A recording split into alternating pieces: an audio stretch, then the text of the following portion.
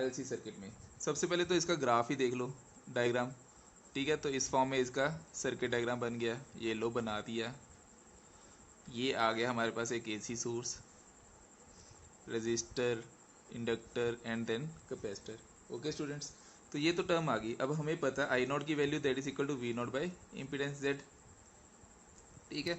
तो I naught की value क्या आएगी बेटा, V naught divide by Z की value that is equal to under of R square plus XL minus XC का होल स्क्र। ये तो बेसिक फॉर्मूला पढ़ा हुआ है, क्यों बच्चा लोग पढ़ा हुआ है कि नहीं पढ़ा हुआ है। तो यहाँ पे देखिए इसके बाद बेटा दिस नीचे वाली term is called impedance Z, और यहाँ पे जो एक्सएल है हमें पता है that is equal to omega L, और एक्सी की value that is equal to 1 omega C. बेटा अगर ये नहीं पढ़ा हुआ तो आप प्लीज़ आरएलसी सर्किट पढ़ लो, तो उसमें आपको क्लैरिटी के साथ समझ आएगा एक्सएल क्या होता है, एक्सी क्या होता है। तो यहाँ पे देखो बेटा, अब केसेस करने हैं, केसेस। अब देखिए स्टूडेंट्स, केसेस। तो सबसे पहला केस जो करना है वो क्या करना है, हमने ग्राफ बनाने बेसिकली स्टूडेंट्स। अब सबसे पहला ग्राफ जो बनाना है बेटा, वो बनाना है current versus angular frequency, current versus angular frequency. तो बेटा यहाँ पे देखो, this is the graph of current versus omega. Okay students, तो बेटा पहला केस मैंने बोला कि अगर ओमेगा 0 हो जाए तो बेटा एक्सएल क्या होगा। बेटा अगर ओमेगा 0 है तो एक्सएल क्या होगा, ओमेगा 0 तो एक्सएल भी तो 0 होगा। अगर ओमेगा 0 है तो एक्सी क्या होगा, तो बेटा एक्सी नॉट डिफाइंड हो जाएगा। अगर एक्सी नॉट डिफाइंड है तो जेड क्या होगा बेटा, तो जेड का तो फॉर्मूला हमें पता है, Z is equal to under of R square plus XL minus XC का होल स्क्वायर। तो बेटा जेड क्या होगा, तो बेटा ये वाली टर्म यहाँ पे देखो, अगर एक्सएल 0 है तो एक्सी इन्फानाइट है, तो माइनस इन्फानाइट का स्क्वायर तो ये इन्फानाइट है, तो ये इन्फानाइट है, तो बेटा इन्फानाइट का स्क्वायर और बड़ी टर्म बन रही है, तो जेड की वैल्यू तो इन्फानाइट ही होगी ना बेटा। तो जेड यहाँ पे आ गया infinite, this is the first case. अगर जेड यहाँ पे इन्फानाइट आ गया तो इसका मतलब ये हुआ बेटा, ये पीछे से कहीं से ऐसे चलता आ रहा होगा, चलता आ रहा होगा, चलता आ रहा होगा। कब से चलता आ रहा है ये बेटा, ये देखो जब ओमेगा 0 होगा, ये मतलब यहाँ पे कहीं पे 0 है, तो यहाँ से पीछे से चलता आ रहा है, चलता आ रहा है 0 से, ठीक है। तो ये कहाँ तक जा रहा है बेटा, यहाँ पे देखो इन्फानाइट पे है, ये जब ओमेगा 0 है तो ये इन्फानाइट पे है बेटा, समझ रहे हो, ये इन्फानाइट पे है, जेड इन्फानाइट पे है। और जेड इन्फानाइट पे तो बेटा करंट कैसा होगा, करंट हमें पड़ा है I is equal to E by Z, तो बेटा इन्वर्सली प्रोपोर्शनल है, तो इसका मतलब करंट उस पॉइंट पे 0 होगा बेटा, इस पॉइंट पे 0 होगा। तो यहाँ से स्टार्ट किया बेटा मैंने, तो इसके बाद कुछ पॉइंट होगा बेटा। अब यहाँ पे देखो मैंने किया, यहाँ पे ओमेगा की वैल्यू 0 थी, ओमेगा की वैल्यू 0 थी, omega equal to 0, Z equal to infinite. Current की वैल्यू भी कैसी आएगी बेटा, अगर जेड इन्फानाइट है तो करंट की वैल्यू 0। अब बेटा हमने क्या किया, करंट की वैल्यू को 0 से मैक्सिमम पे लेके गए, आई मैक्सिमम तक। बेटा जब हमने करंट की वैल्यू को इंक्रीज किया होगा, करंट की वैल्यू को इंक्रीज किया होगा, तो ऑब्वियस है कि इसकी जेड की वैल्यू और ओमेगा की वैल्यू के ऊपर कोई ना कोई फर्क पड़ा होगा। तो बेटा जेड की वैल्यू के ऊपर क्या फर्क पड़ेगा, अगर ये आई जो है इंक्रीज करेगा तो जेड जो है वो डिक्रीज करना शुरू हो जाएगा। तो इसका मतलब एक पर्टिकुलर पॉइंट आएगा जिस वक्त ये आई मैक्स हो जाएगा स्टूडेंट्स। यहाँ पे देखो ये पॉइंट आ गया जहाँ पे आई जो है वो मैक्सिमम कंडीशन पे आ गया है, जिसको हम कह देंगे peak value I not. Clear है बेटा। अब इसके बाद देखो बेटा, इसके बाद की स्टोरी भी तो है बेटा। इसके बाद की स्टोरी ऐसे मान लो कि फिर से देखो, अगर मैंने कहा कि इसको 0 से स्टार्ट किया था, अब मैं इन्फानाइट पे ले गया, ओमेगा इन्फानाइट, इसको सेकंड केस मान लो बेटा, या सेकंड पॉइंट मान लो इस केस फर्स्ट का, ओमेगा इन्फानाइट। तो एक्सएल कैसा होगा बेटा, अगर बेटा ओमेगा इन्फानाइट है, एक्सएल जो है that is equal to omega L होता है। अगर ये इन्फानाइट है तो एक्सएल भी कैसा होगा बेटा, इन्फानाइट होगा। अब बताओ बेटा एक्सी कैसा होगा, एक्सी आप जैसा तो नहीं होगा, तो बेटा XC is equal to 1 omega C. अगर ओमेगा इन्फानाइट है तो यहाँ पे एक्सी की वैल्यू क्या होगी बेटा, 0 होगी। क्लियर हो गया ये पॉइंट। अगर एक्सी 0 है इसका मतलब ये हुआ स्टूडेंट्स कि जेड का फॉर्मूला यहाँ पे देखो सिंपल फॉर्म में समझना बेटा, that is equal to under of R square plus XL minus XC का होल स्क्वायर।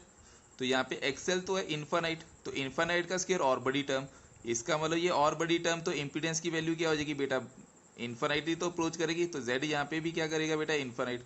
ओ, इसका मतलब ओमेगा पहले 0 है तो भी z इन्फानाइट, अगर ओमेगा इन्फानाइट है तो भी z इन्फानाइट। तो इसका मतलब ये हुआ, ये वाली वैल्यू जो है ना, जैसे जैसे हम बढ़ाएंगे करंट की वैल्यू को, आगे बढ़ाएंगे और ओमेगा की वैल्यू को बढ़ाएंगे, तो बेटा यहाँ पे z जो है, z की वैल्यू इंक्रीज करेगी। अगर z की वैल्यू इंक्रीज करेगी तो करंट की वैल्यू अप्रोच करेगी 0 को, इट अप्रोचेस टू 0। बेटा पॉइंट समझ आया ये वाला, यहाँ से स्टार्ट किया तो भी 0, यहाँ पे खत्म किया तो भी 0। क्यों दोनों पॉइंट पे 0? बेटा क्योंकि यहाँ पे भी z जो है वो इन्फानिट है, और इस पॉइंट पे भी z जो आया बेटा वो भी कैसा, इन्फानिट है। और इस पॉइंट पे हमने क्या था, this particular point is called the resonant frequency point.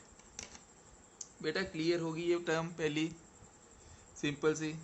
बेटा यहाँ पे देखो केस टू। अब अगर हम बात करें impedance versus frequency, z versus frequency, तो स्टूडेंट्स यहाँ पे एक टर्म तो समझ आई कि अगर हमने यहाँ पे जो ग्राफ किया था पहला, करंट वर्सेस ओमेगा में, क्योंकि I is inversely proportional to z है, तो इसका मतलब ये हुआ यहाँ पे z इन्फानाइट होगा, वहाँ पे करंट 0 होगा, और यहाँ पे z इन्फानाइट होगा तो वहाँ पे करंट कैसा होगा बेटा, जब हम करंट इम्पीडेंस की करंट की जगह इम्पीडेंस यहाँ पे वर्ड यूज कर देंगे, इम्पीडेंस वर्सेस फ्रीक्वेंसी, तो बेटा इसका ग्राफ उल्टा हो जाएगा। समझ मेरे बेटा? तो यहाँ पे जैसे वहाँ पे एक पर्टिकुलर पॉइंट था जहाँ पे मैक्सिमम वैल्यू आई थी आई मैक्स की, तो यहाँ पे भी क्या आ जाएगी, z मिनिमम, उल्टा हो जाएगा बेटा, z विल बी मिनिमम। और ये मिनिमम कब आएगा, जब ये रेजोनेंट कंडीशन के इक्वल आ जाता है बेटा। तो ये फॉर्मूले के अकॉर्डिंग हमने पढ़ रखा है, that is z is equal to under of R square plus XL minus XC का होल स्क्वायर, जब एक्सएल जो है वो एक्सी के इक्वल आ जाए, ठीक है, तो उस वक्त जेड आर के इक्वल आ जाता है बेटा। अदरवाइज क्या है बेटा, अब यहाँ पे देखो इस केस को ही समझते हैं, मैं इसको दोबारा एक्सप्लेन कर देता हूँ बेटा। अगर मैं बात करूँ इफ़ फ्रीक्वेंसी इज स्मॉल, अगर फ्रीक्वेंसी स्मॉल है तो जेड का फॉर्मूला तो हमें पता है, दैट इज इक्वल टू ये वाला R square plus XL minus XC का होल स्क्वायर। अगर फ्रीक्वेंसी स्मॉल है, मतलब ओमेगा स्मॉल है, यहाँ पे फ्रीक्वेंसी है या ओमेगा वर्ड यूज़ कर दो, कुछ भी यूज़ कर दो, सेम ही बनेगा बेटा।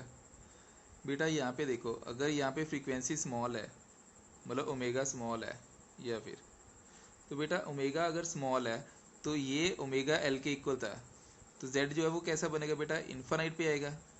समझ रहे बेटा? जेड जो है वो लार्ज आएगा, तो जेड यहाँ पे लार्ज आएगा, ऐसे मान लो। अगर ओमेगा जो है वो लार्ज हो जाए या फ्रीक्वेंसी जो है वो लार्ज हो जाए तो भी जेड लार्ज आ रहा है बेटा। तो इसका मतलब यहाँ पे भी जेड लार्ज है, यहाँ पे भी जेड लार्ज है, तो एक पर्टिकुलर पॉइंट आएगा जिस पॉइंट पे जेड की वैल्यू स्मॉल होगी। वो कौन सा पॉइंट होगा, जब एक्सएल एक्सी के इक्वल आ जाएगा और जेड आर के इक्वल बन जाएगा। समझ? This is the second graph, otherwise आप पहले ग्राफ का उल्टा इज द सेकंड ग्राफ। समझ रहे बेटा? अब बेटा एक और ग्राफ देखो, तीनों को कंबाइन कर रहा हूँ, ठीक है, तीनों को कंबाइन किया, एक सिंपल सा सर्किट देखो। अब बेटा अब यहाँ पे देखो, एक ना वैल्यू हम करते हैं जैसे पीक वैल्यू। बेटा यहाँ पे देखो, अगर ये आर है और ये अगर फ्रीक्वेंसी एफ है, इसको थर्ड पॉइंट मान लो, तो बेटा यहाँ पे अगर मैं स्ट्रेट लाइन बनाऊं और ये एक मैं एक यहाँ पे एक लाइन ड्रॉ करूं और यहाँ से मैं एक और लाइन ड्रॉ कर दूं ऐसे, बेटा ये 3 पॉइंट्स अगर ड्रॉ करूं, ये क्वेश्चन पूछा जाता है बेटा ऐसे वाला, कई जगह पूछा गया है बेटा, फर्स्ट सेकंड और ये थर्ड, ये रेजिस्टेंस मतलब कि इम्पीडेंस या रेजिस्टेंस कुछ भी वर्ड यूज़ कर लो, ठीक है, यहाँ पे वर्सेस फ्रीक्वेंसी का ग्राफ है। तो बेटा इसमें आपने भी ये बताना है कि इम्पीडेंस जो है वो कौन कौन सी आएगी, इसमें से रेजिस्टेंस कौन सा है, कौन सा होगा, कैपेसिटेंस वाला ग्राफ कौन सा होगा, और इंडक्टेंस कौन सी होगी टर्म। तो तीनों में से कौन कौन सी टर्म कैसी कैसी होगी। तो बेटा अब आप लोग सिंपली समझ रहे होगे कि कौन सी टर्म कैसी होगी। तो when XL is equal to X ही होता है तो जेड जो है वो आर के इक्वल आ जाता है, तो 2 जो है वो रेजिस्टेंस के इक्वल आ जाएगा बेटा, ठीक है। अब उसके बाद देखो बेटा, XL which is equal to omega L, ठीक है, XL which is equal to omega L which is equal to 2 pi F L. पहले तो सिंपली इस यहाँ से समझना चाहिए था हमें XL is directly proportional to F, तो फ्रीक्वेंसी के डायरेक्टली प्रोपोर्शनल ये दिख रहा है, तो ये वाला graph 3 is equal to XL बन गया। बेटा XC is inversely proportional to F है, क्योंकि XC is equal to 1 omega C होता है और ओमेगा 2 पाई एफ सी होता है, तो इन्वर्सली प्रोपोर्शनल है, तो ये 1 इज इक्वल टू एक्सी बन गया बेटा। तो यहाँ से आपको ये ग्राफ तीनों के तीनों समझ आने चाहिए। और बेटा ये जो डॉट बनाया ना मैंने, ये वाला जो पॉइंट बनाया, दिस पर्टिकुलर पॉइंट यहाँ पे एक्सएल और एक्सी मीट कर जाए, where XL and XC meet, जब एक्सएल जो है एक्सी के इक्वल आ जाता है बेटा, इस पॉइंट पे एक्सएल एक्सी के इक्वल आ जाता है, और इस कंडीशन को हम कहते हैं resonant condition, resonant frequency F not या एफ आर या ओमेगा आर। बेटा होपफुली आपको ये पॉइंट्स समझ आ गए होंगे, ये इंपॉर्टेंट पॉइंट है, ठीक है, इसको कोरिलेट करना ग्राफिकल पॉइंट है और इम्पॉर्टेंट है। बेटा नेक्स्ट टर्म है वॉटलेस करंट। सीबीएसई वालों क्यों ऐसी ऐसी टर्म्स बाहर निकाल रहे हो? वॉटलेस करंट, बेटा यहाँ पे वॉटलेस करंट का मतलब समझना क्या है, यहाँ पे एक सिंपल वर्ड में समझना है, ये वॉट लेस, बेटा ऐसे करंट की वैल्यू जिसमें हमें पावर ना मिले या पावर डिसिपेट ना करे। तो आप इसको ऐसे लर्न करो कि ऐसी कोई भी करंट जिसमें पावर डिसिपेट ना हो, उस टाइप के करंट को हम कहते हैं वॉटलेस करंट। कई बार आइडियल करंट भी कहते हैं, आइडियल करंट, ठीक है, आइडियल करंट। तो बेटा इसको ऐसे लर्न करो, तो करंट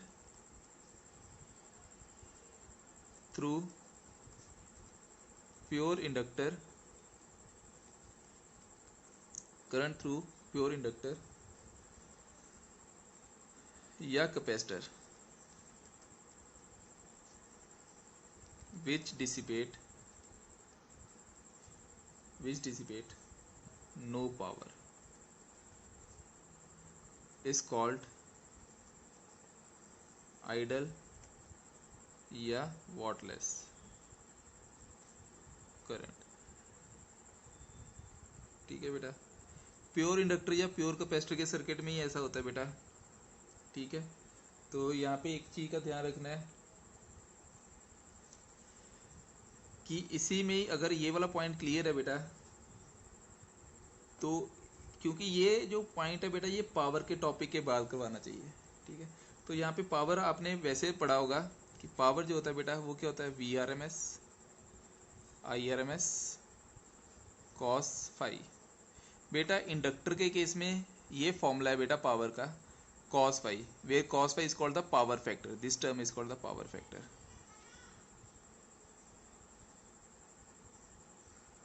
ठीक है, ये एक पावर फैक्टर है बेटा।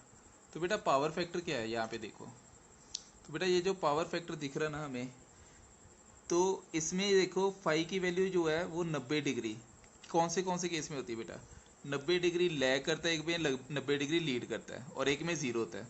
तो बेटा किस में लैग करता है, किस में लीड करता है, तो बेटा लैग करता है, करंट लैग करता है या तो वो कैपेसिटर के केस में करेगा, लीड करेगा इंडक्टर के केस में लीड करेगा। तो दोनों केसेस में 90-90 तो आ रहा है बेटा, तो इसका मतलब cos 90 तो जीरो होता है, तो दोनों केसेस में पावर क्या आ रही है बेटा, जीरो। समझ रहे हो? तो इसका मतलब ये हुआ कि जो स्पेशल कंडीशन आपने याद रखनी है, average power for pure inductor या capacitive circuit is always zero.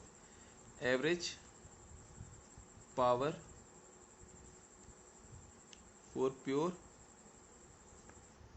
Inductor या कैपेसिटर, बेटा ये सारे के सारे 1 मार्क क्वेश्चन है, इज जीरो। ठीक है, प्योर कैपेसिटर या इंडक्टर की क्या होगी, जीरो। इसका मतलब ये एक ऐसी कंडीशन है यहाँ पे एनर्जी लॉस जो है बिल्कुल भी नहीं होगा, there is no energy loss by inductor और capacitor, that is there is no loss of energy by inductor and power, inductor and capacitor. तो बेटा आप इसको ऐसे समझ सकते हैं, फॉर एग्जांपल हमारे पास एक इस फॉर्म में लाइन है और एक ये लाइन है, ठीक है। तो बेटा मैंने कहा ये ई था वी, और इसको वी लिख दो या सिंपली, ठीक है। और बेटा यहाँ पे फाई जो है इसका फेस है, फाई इसका फेस है, फाई फेस है इसका। और यहाँ पे वोल्टेज करंट, ठीक है, जो इस वोल्टेज के करके इन दोनों के बीच में बेटा गैप आ रहा है, मतलब कि फाई एंगल बन रहा है, फेज से एंगल आ रहा है बेटा, फेज डिफरेंस आ रहा है। तो ये मैंने एक जनरल केस ले लिया, कोई भी एक जनरल केस ले लिया बेटा। यहाँ पे देखो ये एक ग्राफ बनाया जाता है वॉर्डलेस करंट के लिए, दिस एंड दिस। तो बेटा ये जो आई वी है ना, इसके दो कंपोनेंट बनेंगे। एक क्या बनेगा बेटा, first component is I V cos phi, और दूसरा क्या बनेगा बेटा, आई वी साइन फाई। समझ रहे बेटा। तो यहाँ पे बेटा ये जो कंपोनेंट बनता है ना आई वी साइन फाई, इसका रोल क्या रहेगा बेटा इस पर्टिकुलर डायग्राम में। तो बेटा इसका रोल क्या रहेगा, तो ये इंपॉर्टेंट बात है। तो बेटा जो आई वी साइन फाई ना, इस केस में इसको ही हम कहते हैं बेटा, is known as wattless component of current.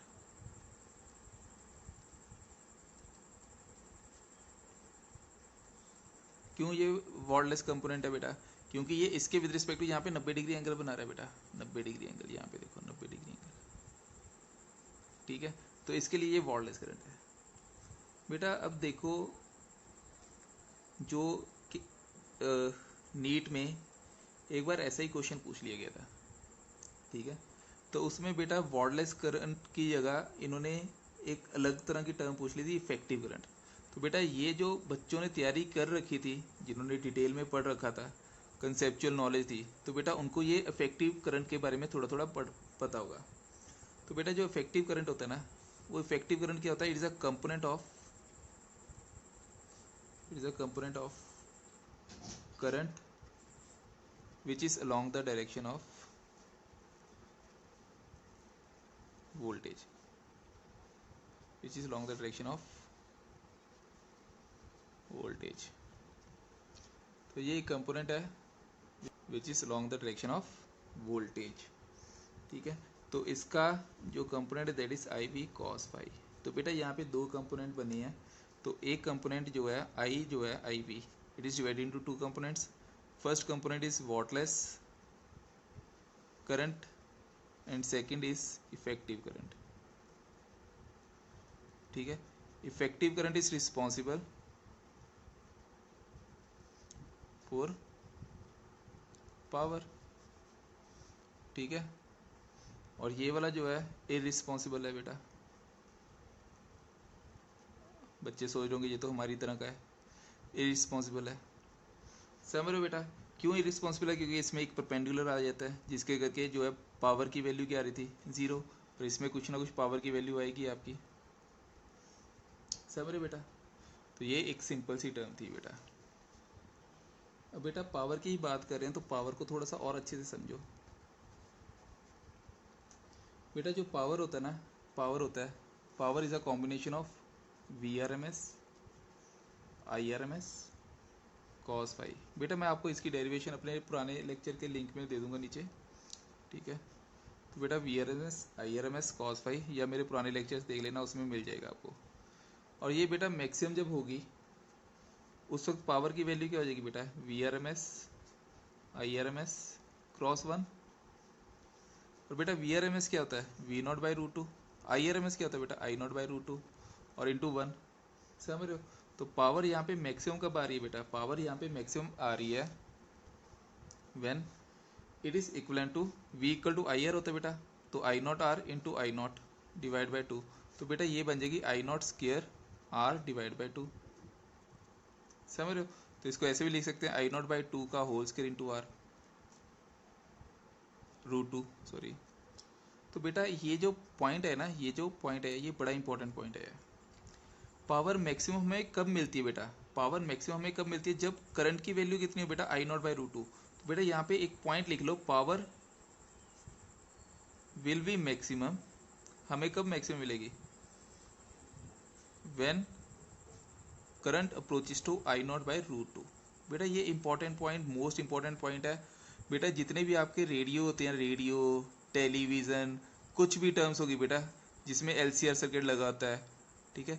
तो बेटा इसमें एक चीज़ का ध्यान रखना है, या बल्ब हो गए जिसमें ये बल्ब वगैरह जो लगे होते हैं सीरीज में या कुछ इस फॉर्म में, तो बेटा उसमें हमें पावर मैक्सिमम कब मिलती है, तो जब करंट की वैल्यू इतनी हो। बेटा ये इंपॉर्टेंट, मोस्ट इंपॉर्टेंट पॉइंट है। तो यही पॉइंट जो है हमें फाइन ट्यून करवाने में हेल्प करता है, फाइन ट्यून करवाने में हेल्प करता है, फाइन ट्यून, या क्वालिटी को इंक्रीज करवाने में हेल्प करता है। तो बेटा इसको मैं स्टार मार्क करूंगा, इसको मैं जितने स्टार कह सकते उतने स्टार दे सकता हूँ क्योंकि ये इंपॉर्टेंट पॉइंट है। तो बेटा इस स्टार पॉइंट को ही अब हम आगे बढ़ा रहे हैं in terms of quality factor. तो बेटा यहाँ पे देखो next topic that is quality factor.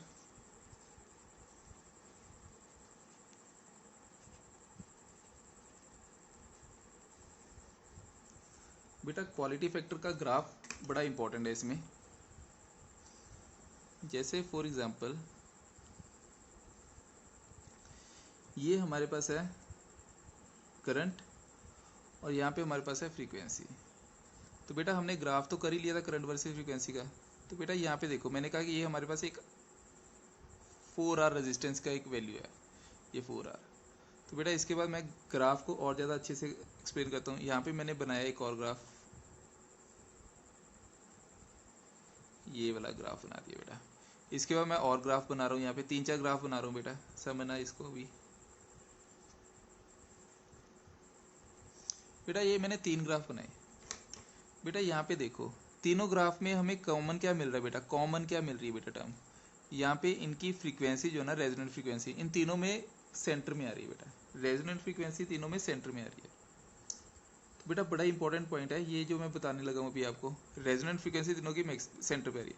बेटा इसका रेजिस्टेंस जो है ना फॉर एग्जाम्पल ये था 4R, इसका रेजिस्टेंस इससे हाफ हो गया, इसका रेजिस्टेंस को मान लेते हैं हम 2R और इसके रेजिस्टेंस को हम मान लेते हैं R, ठीक है।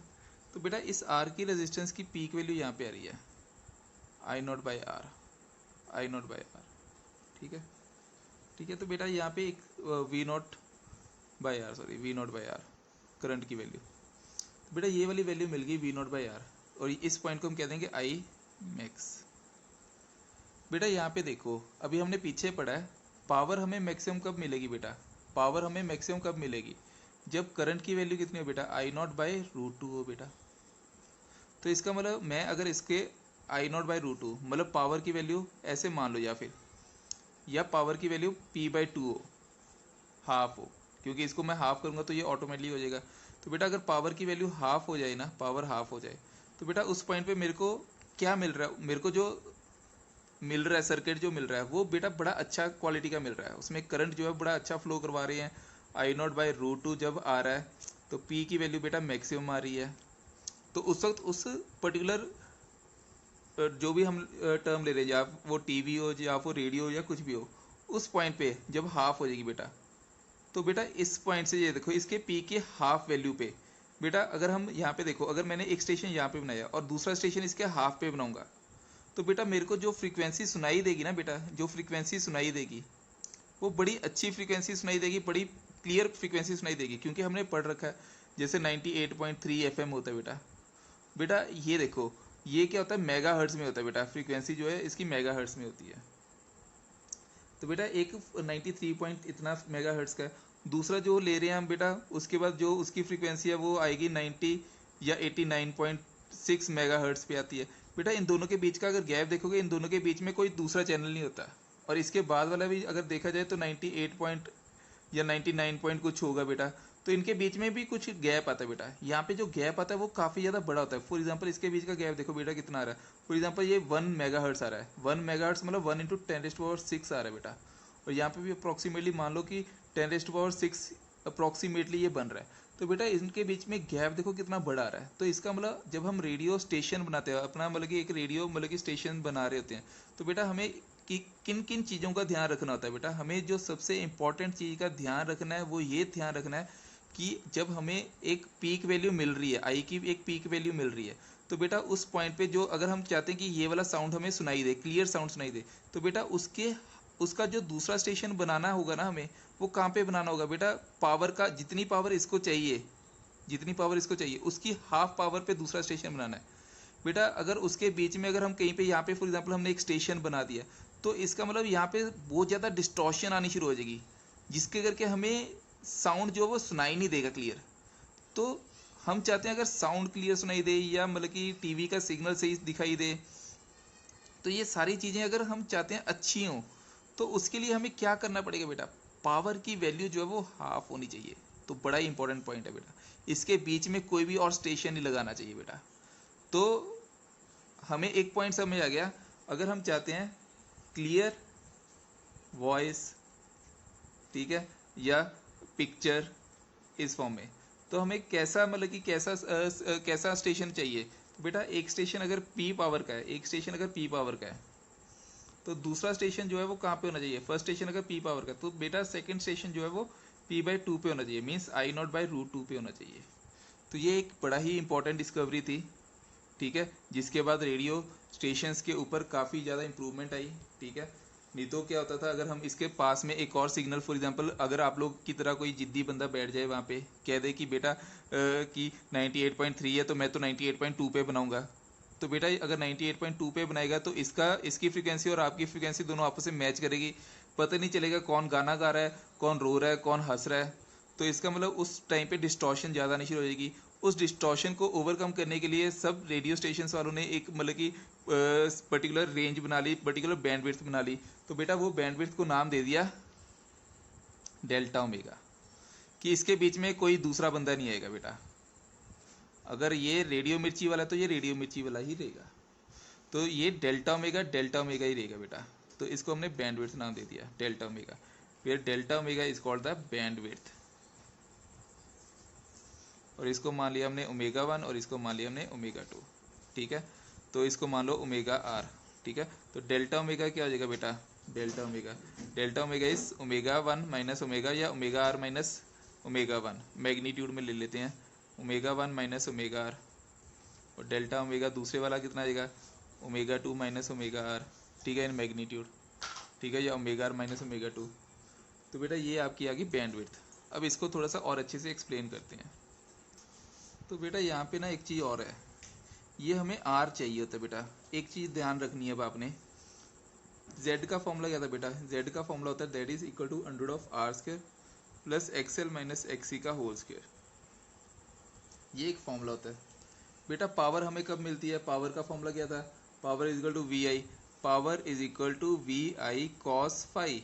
और बेटा ये पावर हमें कब मिलती है, कौन कौन से केस में मिल रही है, सिर्फ रेजिस्टिव के केस में है, प्योर रेजिस्टर है, अगर सर्किट जो है वो कैसा है, रेजिस्टिव है या प्योर रेजिस्टिव है, समझ रहे हो।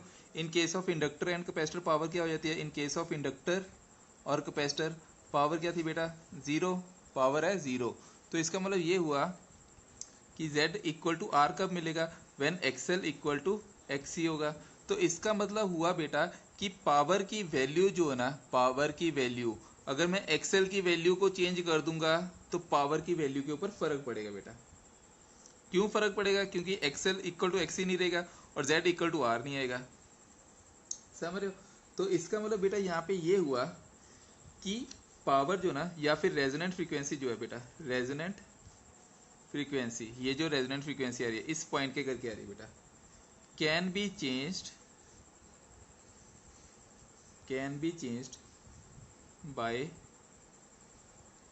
चेंजिंग द वैल्यू ऑफ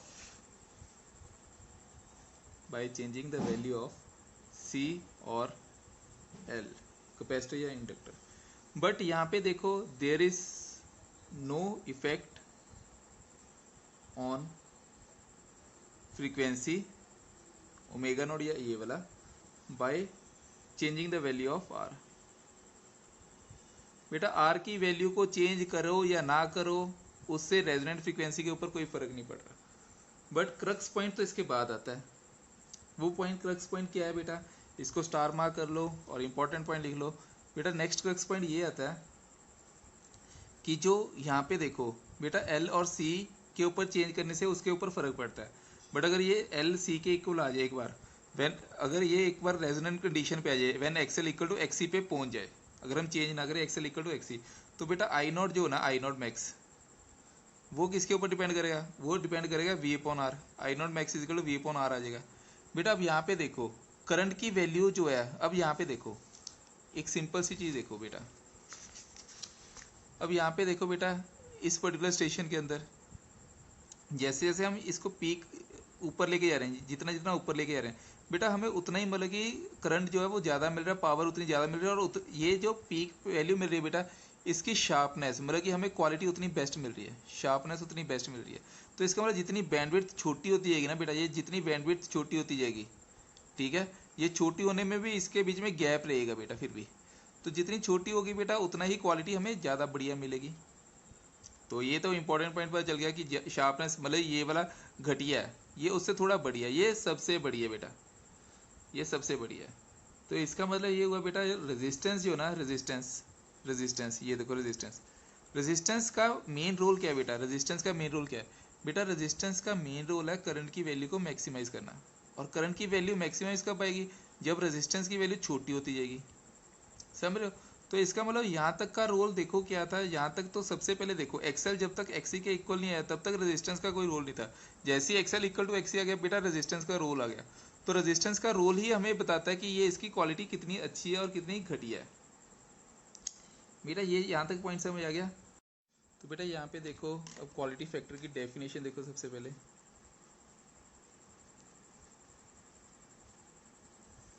तो इसकी डेफिनेशन को अगर एक्सप्लेन करना तो इसको ऐसे डिफाइन कर देते हैं, Q is equal to resonant frequency omega divide by bandwidth. तो ओमेगा 2 माइनस ओमेगा 1। तो यहाँ पे देखो ये बैंडविड्थ थी हमारे पास, तो इस सेंटर से यहाँ पे भी एक डेल्टा डब्ल्यू था, ये भी डेल्टा डब्ल्यू था, ये ओमेगा 1 था, ये ओमेगा 2 था। तो बेटा ये 2 डेल्टा ओमेगा बन जाएगा। तो डेल्टा ओमेगा 2 डेल्टा ओमेगा, तो 2 डेल्टा ओमेगा, समझ रहे बेटा। तो ये आ गया 2 डेल्टा ओमेगा। तो इसकी डेफिनेशन ये आ जाएगी bandwidth sorry resonant frequency divide by bandwidth, समझ रहे हो। और बेटा यहाँ पे एक चीज़ और देखो, ओमेगा 1 ओमेगा 2 तो फ्रीक्वेंसीज है, ठीक है। ओमेगा 1 एंड ओमेगा 2 जो है वो क्या है, फ्रीक्वेंसी है। ये कौन सी फ्रीक्वेंसी है, at which the current falls to 1/√2 time the resonant value, समझ लो रेजोनेंट वैल्यू पे आ जाए। क्लियर हो रही है टर्म। और ये वाली वैल्यू यहाँ पे आती है रेजोनेंट वैल्यू। क्लियर है ये छोटी सी बात। तो बेटा यहाँ से एक डेरिवेशन करते हैं। अब यहाँ से हमें क्लियरली समझ आ रहा है कि जेड जो है that is equal to √r² plus omega L minus 1/ωc का होल स्क्वायर होता है, और that is equal to √2r। Clear है ये टर्म।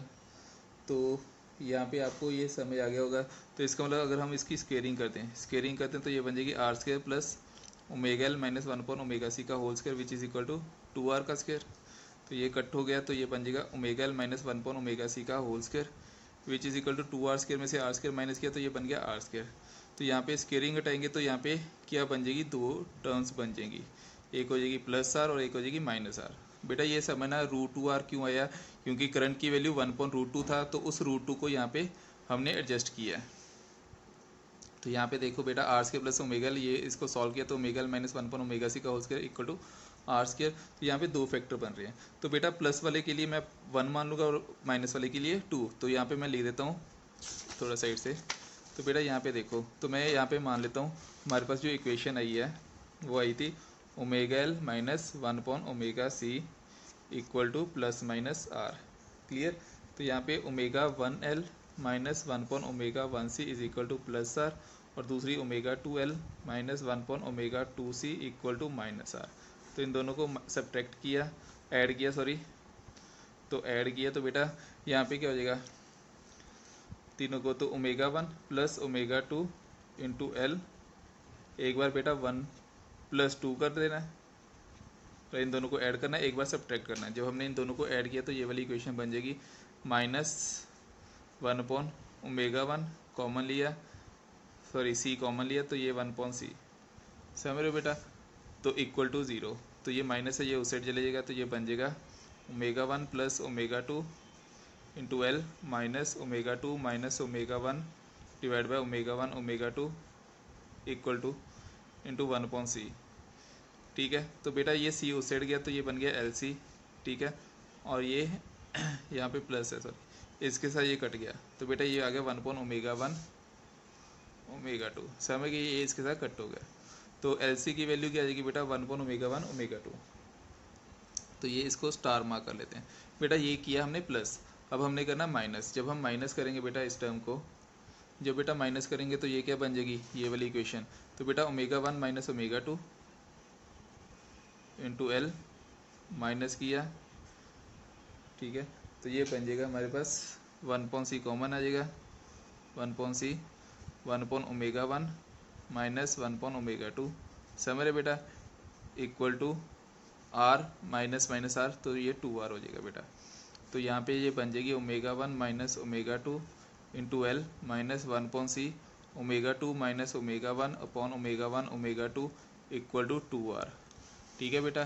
तो ये देखो यहाँ पे ध्यान से, तो यहाँ पे ω1 माइनस ω2 है, तो यहाँ पे माइनस है, ये प्लस कर देंगे तो ये साइन उल्टे हो जाएंगे, तो ये बन जाएगा ω1 minus ω2 L minus 1/c ω1 minus ω2 divide bye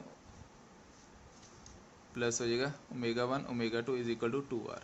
तो बेटा यहाँ पे अगर ω1 माइनस ω2 मैं कॉमन लूँ तो अंदर क्या बचेगा हमारे पास, l प्लस 1/c ω1 ω2, और बेटा ये 1/c ω1 ω2 अगर आप ध्यान से देखोगे तो ये इक्वेशन बन रही है c ω1 ω2, तो ये इंडक्टर के इक्वल है, तो ये सारे का सारा l के इक्वल है विच इज़ इक्वल टू 2r। तो बेटा ये l प्लस l क्या हो जाएगा 2l, तो ये वाली इक्वेशन जो बनेगी हमारे पास ऐसी बन जाएगी ω1 minus ω2 l plus l equal to 2r, तो ये आ गया ω1 minus ω2 2l is equal to 2r, ये कट गया, तो ω1 minus ω2 which is called the bandwidth which is equal to r by l which is equal to delta omega. तो बेटा अब ये वाली टर्म आ गई है, तो क्वालिटी फैक्टर का फॉर्मूला हमें पता है, that is resonant frequency divide by 2 time delta omega. तो रेजोनेंट फ्रीक्वेंसी की value omega R, delta omega की वैल्यू आर बाई एल, तो 2 टाइम। तो बेटा this is the final result. तो बेटा ये तो एक आ गया। अगर दूसरा फॉर्मूला चाहिए हमें for second formula multiply by I, तो Q is equal to omega R L I divide by 2 time I R. तो बेटा 2 टाइम आई आर, तो ओमेगा आर एल जो है वो क्या होता है X L into I divide by 2 time I R क्या होता है बेटा वी। बेटा अब यहाँ पे देखो वी एल जो होता है that is equal to X L होता है, तो यहाँ पे हम लिख सकते हैं X L divide by 2 time potential cross R. समझ रहे हो बेटा, 2 टाइम पोटेंशियल क्रॉस आर, तो ये आपका रिजल्ट आ जाएगा, that is omega L divide by 2 time R, this is the final result. बेटा यहाँ पे थोड़ी करेक्शन कर लेना, ω1 माइनस ω2 आर बाई एल था, तो इसका मतलब 2r नहीं आएगा, यहाँ पे r बाई एल ही रहेगा। बेटा this is your final answer. या तो इस फॉर्म में लिख सकते हो ओमेगा एल की फॉर्म में, या फिर इसको पोटेंशियल की फॉर्म में भी लिख देते हैं बेटा। ऑल्सो थर्ड फॉर्मूला देखो इसका, Q इज इक्वल टू जैसे ये वाली टर्म थी, ठीक है, इसी टर्म को देखो फिर से, omega R L I R M S divide by omega की जगह सॉरी आई इंटू आर। तो बेटा इसको ऐसे लिख सकते हैं वोल्टेज क्रॉस इंडक्टर, ये वोल्टेज बन जाएगा cross inductor divide by voltage cross resistor, या फिर इसको ऐसे लिख दो voltage cross capacitor divide by voltage cross resistor, क्योंकि V L equal to V C की कंडीशन आ जाती है। तो बेटा ये एक इंपॉर्टेंट फॉर्मूले हैं जिसको आपने याद रखना है, समझ आ रही है बेटा। तो ये इंपॉर्टेंट फॉर्मूले हैं, इसको और ज़्यादा मॉडिफाइड फॉर्म में लिखना हो तो बेटा ऐसे भी लिख सकते हो, ओमेगा आर जो होता है बेटा 1/√LC है, तो ओमेगा आर की भी ये जो फ्रीक्वेंसी यहाँ पे थी ओमेगा आर थी, omega R upon 2 delta omega था। तो बेटा यहाँ पे देखो तो क्यू फैक्टर जो है वो क्या बन जाएगा, ओमेगा आर की जगह क्या आ जाएगा बेटा, यहाँ पे ओमेगा आर की आएगा 1/√LC 1/√LC L by are, तो ये क्या बन जाएगा 1/√R/L/C, ये आपका क्वालिटी फैक्टर का एक रिजल्ट आ जाएगा। तो ये बेटा अलग अलग तरह के फॉर्मूले थे। अब यहाँ पे बेटा एक और क्वेश्चन जो पूछा जाता है वो क्या है, रेडियो ट्यूनिंग। बेटा रेडियो ट्यूनिंग समझना अभी, फॉर एग्जांपल आपने देखा होगा कि घरों के वहाँ पे एंटीना लगे होते हैं इस फॉर्म में, ठीक है, और एंटीना के साथ इंडक्टर लगा होता है, ठीक है, इंडक्टर मतलब इंडक्टर कैपेसिटर रेजिस्टर तीनों लगे होते हैं बेटा, ठीक है। तो बेटा अब यहाँ पे देखो मैंने आपको पहले ही बता दिया ये आ गया इस फॉर्म में ऐसे, तो एक कैपेसिटर लगा दिया साथ में, ठीक है, और इसके साथ एक रिसीवर लगा होता है, रिसीवर जो कि सिग्नल्स को कैच करता है।